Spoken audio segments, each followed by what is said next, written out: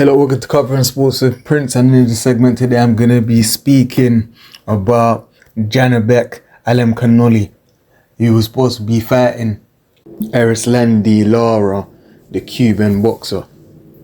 Now, Janibek has been tested positive for PEDs, and so the fight that he's meant to be fighting this week Sunday will no longer go down, but instead Lara will be fighting a Venezuelan fighter by the name of Johan Gonzalez.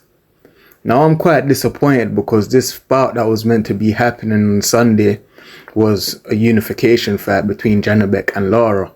You know, Janibek being the current middleweight WBO IBF champion and Arislandi being the WBA champion. And the winner of that fight would have most likely been the fighter to have fought Terence Crawford next in a unification fight.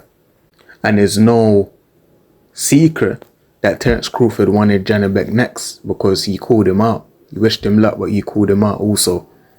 So that would have most likely ultimately have been the next move if Janibek won. Arislandi, he's an old fighter in his 40s, but he's still also very dangerous.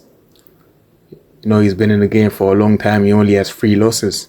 But in terms of Janibek testing positive for PEDs, I think this needs to start being stricter sanctions on these drugs, because it seems as if the fighters or some of the fighters which are partaking in this activity don't really care, because the punishment doesn't seem to be as severe. We've seen so much fighters get away with it or just get a slap on the wrist that it seems as if other fighters are becoming convinced to use these drugs because they don't really think that the punishment will be as harsh and severe due to past events.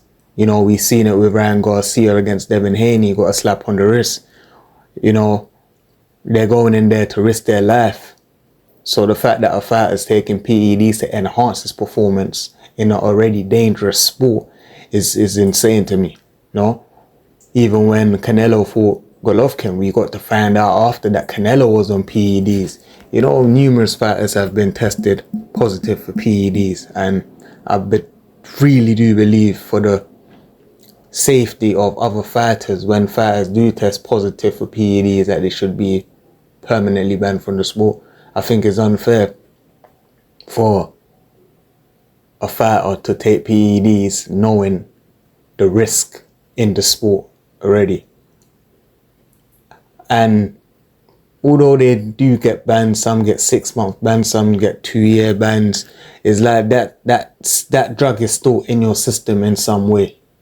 You know, so I do believe that sanctioning bodies need to start cracking down on these drug tests and making the punishment way more severe than it already is, which will make fighters think twice about doing these things, because they will know the consequences. If a fight in the back of a fighter's head, if the fighter knows if he gets caught using PEDs, he will be permanently banned from the sport or have a 7, 8, 9-year mandatory ban, then they will think twice about it, because that's their whole career down the drain. So I think those are things that need to start happening within the sport to protect the fighters, the opposite fighter, and protect the sport on a whole.